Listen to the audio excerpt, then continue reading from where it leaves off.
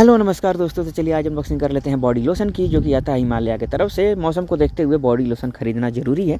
तो आप देख सकते हैं ये जो है वो कोकोआ बटर इंटेंसिव ऐसा फ्लेवर है। ये इसमें अलग अलग फ्लेवर भी आ जाते हैं। जो हिमालय है और जो वैसलीन है, इनके जो प्रोडक्ट हैं वो सस्ते नहीं होते हैं, लेकिन मुझे ये डील मिल गया था। 400 ml है। इसकी एमआरपी आप देख सकते हैं काफ़ी ज़्यादा 330 है। लेकिन मैंने किस डील में लिया था, चलिए इनवॉइस के साथ मैं आपको दिखा देता हूँ।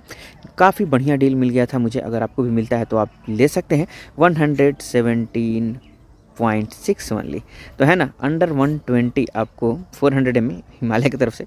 और क्या चाहिए। Thanks for watching.